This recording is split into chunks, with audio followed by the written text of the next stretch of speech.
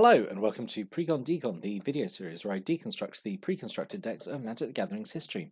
In this video we're going to carry on with our look at Shadowmoor and we're going to look at Mortal Coil, which is the blue and black deck. So the deck list here, we've got 22 creatures, 6 sorceries, 3 enchantments, 3 artifacts, 2 instants, 24 land, mana curve off to the side there. So, let's talk about the creatures. So, theme of the deck is -1/-1 counters, which is, I'm not going to lie, there's actually a lot of overlap with this deck and the Army of Entropy, which is the first one we looked at in Shadowmoor. I mean, partly because of that it's using black cards as well, and most of the black cards in Shadowmoor care about -1/-1 counters, but also it was a theme in blue of using -1/-1 counters in some way. So, honestly, going into this, like, it feels very, it already feels very samey looking at it. But I say, we will push on. Every deck deserves to be talked about and given its own attention, so we will do that. So one of the rares in the deck is River Kelpie, which is 3 and 2 blue for a 3/3. Whenever River Kelpie or another permanent is put into play from a graveyard, draw a card. Whenever a spell is played from a graveyard, draw a card, and it has Persist, which means if it dies, if it didn't have a -1/-1 counter on it, it comes back into play with a -1/-1 counter on it, which means it then triggers its own ability. This is like a really weird, interesting card to put into a pre-constructed deck, in my opinion, because yeah, these are decks usually aimed at kind of newer players, maybe, and this just feels like a really, really super weird card. I'm not sure. I mean, like, so its first ability, whenever another permanent is put into play from a graveyard, so that affects your stuff with Persist. I guess opponents' cards, which also have Persist, would trigger this. And yeah, I mean, I'm trying to think what else. Like, there's no flashback cards or anything. I guess in the previous, you had Time Spiral, which had some flashback cards. But yeah, it just it's a weird card, and I think even in set, there's actually not that much that interacts with it. It just feels very weird. Because yeah, it says whenever a spell is played from a graveyard, draw a card. That is a theme, actually. I was going to say well, it isn't a theme in Shadowmoor. But in Eventide, we get the retraceability, which is on some spells, and retrace means you can cast a spell from your graveyard if you discard a land as as an additional cost. So honestly, like, River Kelpie feels like it was released in the wrong set. I feel like it definitely should have been in the next set just to benefit from like retrace and stuff. But yeah, it's a weird card to include in this deck. But anyway, let's move on. Let's talk about the other cards. So we have 2 Leech Bonders. So 2 and a blue for a 3/3. Comes into play with 2 -1/-1 counters on it. And you can spend a blue and untap it to move a counter from a creature onto another creature. So this is kind of doing a few weird things. The fact it has an untap ability is kind of weird. Shadowmoor introduced the untap symbol, which I don't think has really been seen since, because it's not very good. Like, untap abilities are really awkward to use because you need to get the creature tapped first, which normally means attacking with it. But you're not going to attack with this because it's only a 1/1 that you've just spent 3 mana on. So yeah, the ability to like move counters around is pretty cool, and like, I just feel this card would be much better if it was a tap ability rather than an untap ability, honestly. But yeah, the intent is obviously this moves its counters onto other creatures to like slowly kill them or weaken them. Yeah, it's okay. I just wish it was a tap ability. Like, pretty much every other Shadowmoor and Eventide card that has an untap ability, it would be so much better if it was tap instead of untap. Anyway. Single Lock Corrigan, this is just like a shade. So 3 and a black for a 1/1, which is very expensive, and gets +1/+1 to end turn whenever you spend either blue or black. It's has hybrid mana in its cost. And then a single Sickle Ripper, it's 2/1 for 2, which has Wither. So whenever it deals damage to creatures, it does damage in the way of -1/-1 counters, which is really good actually. It lets it kind of punch up. So like, even a big creature doesn't really want to block this because it's going to get permanently weakened. So yeah, pretty good. I actually would have loved to see like more Sickle Rippers in this deck. So you have this thing called Fairy Macabre, which is macabre. Is that how it's pronounced? Macabre? I don't know. So 1 colour and 2 black for a 2/2 with flying, which is fine, like 3 mana for a 2/2 flyer, and it has this ability where you can just discard it from your hand with for no cost, to exile 2 cards in graveyards. Yeah, so it can be against multiple graveyards if you want. Super weird card and super weird little ability. And it actually has given it a bit of, I think, notoriety and use in like certain formats, just because it's free, immediate graveyard hate to take out key combo pieces that like get milled or like reanimation targets, that kind of thing. So yeah, super weird little card. Just to have this random this random discard ability. Just from it, like to use it that way. Yeah, super weird. And again, kind of actually wish there'd been more than one in the deck. Just because just being a 2/2 flyer for 3 is okay. 3 Gravelgill Axe Shark is so 5 mana, so 4 and a hybrid blue black. For 3/3, it has persist when it dies. Like with the Kelpie, if it didn't have a counter on it, comes out with a counter on it. Yeah, fine. Yeah. A single Ink Fathom Infiltrator. This is a bit more interesting. So 2 hybrid mana for a 2/1 which can't block and is unblockable, which is pretty good. It being a rogue is also really good. This definitely went into the blue-black rogue deck I had at the time, because it's absolutely perfect for that deck. So yeah, this is pretty good, really good evasive creature. And a single Ink Fathom Witch, so 1 and a hybrid mana for a 1/1 with fear. Not so useful in Shadowmoor Eventide, just because there's a lot of multicolored creatures. So a lot of creatures are going to be blacks, be able to block this. But it has ability, 2 colors, a blue and a black. Each unblocked creature becomes base power and toughness 4/1 until end turn, which is just it feels like such a weird ability. But I guess it's okay. Obviously, lowering stuff's toughness is a bit of a risk because okay, use this, make your unblocked creatures into base power toughness 4/1, and then I don't know, then they become a lot more. I don't know, a lot more vulnerable to something like burn effects or something. I don't know. It's just kind of weird. Or like if they've got -1/-1 counters on them, they immediately die, and it's like it has to be all your unblocked creatures. It's not just say like you can pick any number of them. It's a really weird ability, honestly. But yeah, I mean, like, I'm not saying it's a bad ability. It's just very weird. A single Una's Gate Warden, just 1 hybrid mana for a 2/1 with Flying Defender and Wither. It's pulling a lot of weight, honestly, for just 1 mana.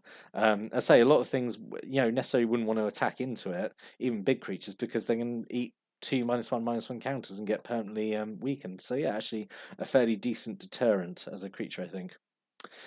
2 Wanderbrine Root Cutters, so 2 and 2 hybrid for a 3/3. Can't be blocked by green creatures. Okay, fine.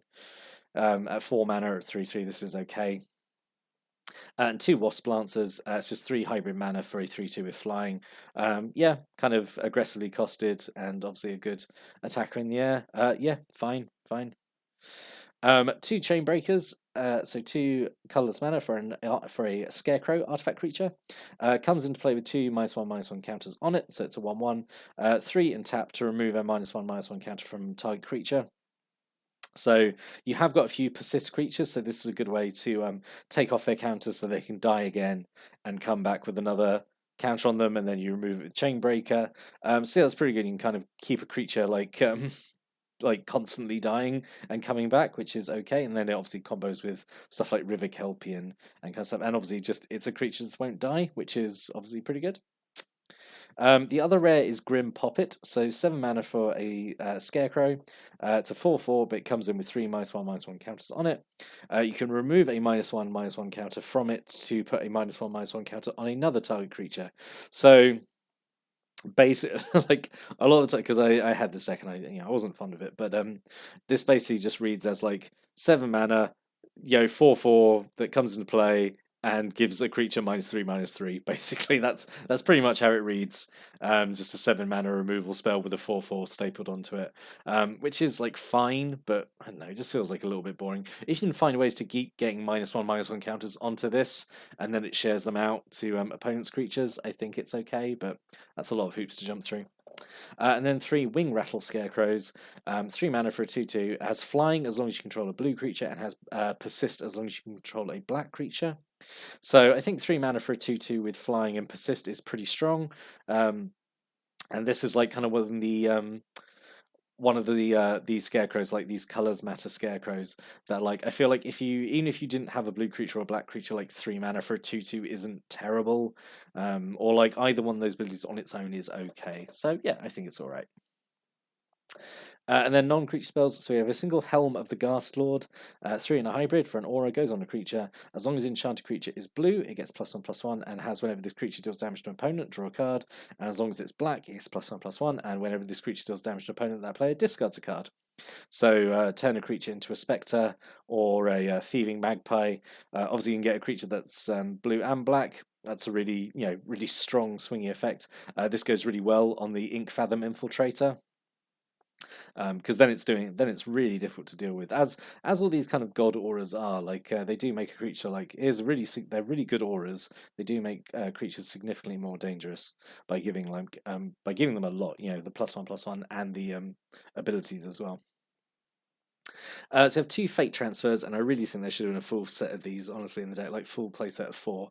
One colors, one and a hybrid. Instant move all counters from target creature onto another target creature. So yeah, this definitely I think should have been in the deck. Especially as I say you've got things like I was going to say, well, Grim Poppet, but that's got its own ability to remove its counters. Leech Bonder, I guess. Yeah, or like if you've got one creature that's just been loaded up with -1/-1 counters, move it on to another one, like an opponent's creature or something. Yeah, it's okay, but I do think there should have been probably at least one more of these in the deck, maybe. 2 River's Grasps, 3 and a hybrid. If blue was spent to cast it, return up to 1 target creature to owner's hand. And if black was spent to cast it, target player reveals their hand, you choose a non-land card from it, and then they discard it. It is unfortunate this is at sorcery speed, because it has to be sorcery speed, I guess, for the discard, but that obviously makes the bounce a lot worse. This is kind of like a roundabout way of saying basically two colors, a blue and a black, destroy target creature, because like you can just return the creature to hand and then immediately pick that one. You might pick another card as well, but yeah, it's you could read it as that way. And then 2 Scarscale Rituals, 1 and a hybrid. As an additional cost, play Scarscale Ritual, put a -1/-1 counter on a creature you control, so maybe like Grim Poppet, and just draw 2 cards. So it's just draw 2 for 2, which is okay, I suppose. Then we have a single Gloom Lance, 3 and 2 black. Destroy target creature. If it was white or green, its control discards a card. Yep, it's okay. Maybe a little pricey, but it's not color locked, I suppose, which is okay for a black removal spell at this time. A single Incremental Blight, 3 and 2 black to put a -1/-1 counter on target creature, 2 -1/-1 counters on another target creature, and 3 -1/-1 counters on a third target creature. So there do need to be 3 creatures out to do it. But yeah, this is okay. Potentially kills through, can potentially kill 3 creatures. If it doesn't kill them, it permanently weakens them. So yeah, I think this is a good card. Single Torture, it's an aura that goes on a creature, 1 black. I think this is a reprint actually from like Homelands or something. 1 black goes on a creature, and you pay 1 color and 1 black to put a -1/-1 counter on the enchanted creature. So again, kind of like slowly wear something down with -1/-1 counters. Good thing to put on the Poppet actually, because then it can just keep doing that, keep shifting its counters around to other things. A single Biting Tether, 4 and a blue. Enchanted creature, you control the enchanted creature, and at the beginning of your upkeep, you put a -1/-1 counter on the enchanted creature. Not a fan of this, because typically whatever you gain control of, you want to keep alive, whereas this is going to slowly kill it, which is not ideal. Yeah, I'm not a fan of this, or like I'm not a fan of it being 5 mana. If this was 4 mana and had that drawback, I think it'd be okay. But it being 5 and having the drawback is yeah, because it just plays against itself, isn't it? You're getting control of something which then is going to keep dying. Yeah, not a fan. I mean, there's things where you put this on Gnarled Poppet, and then it is going to generate a -1/-1 counter every turn, I suppose, which you can then shift around if you wanted to do that, I suppose. A single Gnarled FG, 4 mana artifact, 4 on tap, put a -1/-1 counter on target creature. That's very expensive as an ability, but I suppose it is repeatable. It's better than kind of like repeatable damage in it, because again, it is permanently weakening something. It's okay. And then 2 Trip Noose, 2 mana for an artifact, 2 and tapped out creature. Again, I think feel like it's a little pricey, I guess, but it's okay. Tapping creatures is generally okay. It's fine, I guess. So what could have been? It's just I don't know. I feel like the card selection in this deck is not great. The rares feel really awkward. Like River Kelpie, I don't think really goes with this deck like at all. And what was the other rare? Oh, it was Grim Poppet. Grim Poppet, I think works okay, but it feels weird having an artifact as the rare in like a blue black deck. Or not in a blue black deck, but like in these Shadowmoor decks where like there's one of the themes of the block is colors and color matters and stuff. So basically these are all alternate rares. I think the commons and uncommons in here are okay, but I think maybe there should have been some more copies of other things. But instead of but alternate rares. Dire Undercurrents is an aura. It's an enchantment, which means whenever a blue creature comes into play under your control, you can draw a card. Whenever a black creature comes into play under your control, you make someone discard a card. So it's kind of like boring by the book blue black design, but it is what it is.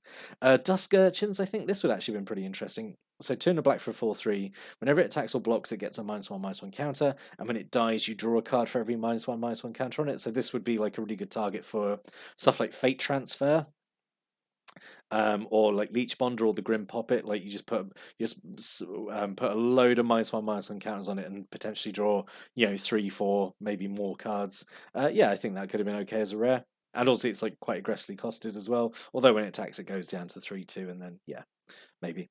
Midnight Banshee, I thought this could work. So 3 and 3 black for a 5/5 with Wither, which is like a really big threat. And at the beginning of your upkeep, -1/-1 counter on every non-black creature. So it just slowly kills everything on the board with -1/-1 counters, which I thought could work. And Puppeteer Clique, 3 and 2 black for a 3/2 with Flyer. When it comes into play, put type creature card in an opponent's graveyard into play under your control. It has haste, and then it gets exiled, and it has persist, so you can essentially do this twice. That would have been fun as well, getting opponent's dead creatures back and swinging with them. I think that would have been fun. Basically, I think any of these would have been better than River Kelpie, which I stand by. I do not think it belongs in this deck, and I definitely think it was printed the wrong set. I really should have been printed in Eventide, where there was more stuff interacting with graveyards, like spells actually casting from graveyards, because it has nothing to do in this deck, in my opinion. So in summary, yeah, so I've talked about River Kelpie being a weird rare. Yeah, it's just I say it just feels very similar to the red and black one, because it has a big focus on -1/-1 counters. I guess it's doing something slightly different with them in that it has a big theme of like moving them around to different things, but I don't know, it feels like jumping through a lot of hoops just to do exactly the same thing that the black red does, but a lot quicker and more efficiently. So yeah, this one's a bit dirtly. I'm not a big fan of it. There's some individual cards in here which I think are good, but overall I think it's a little disappointing. I think it just feels a little unfocused and yeah, not great. And I say like the rares being not great doesn't really help it either. But that's just my opinion on the deck after looking at it. Did you have this deck? Do you have any thoughts or opinions or stories raised to this deck, or like the cards in it after seeing it? Please put a comment below. Always like reading those. But I'll be back next time. I'm going to look at another Shadowmoor pre-constructed deck. But until then, thank you for watching and listening. Have a great day.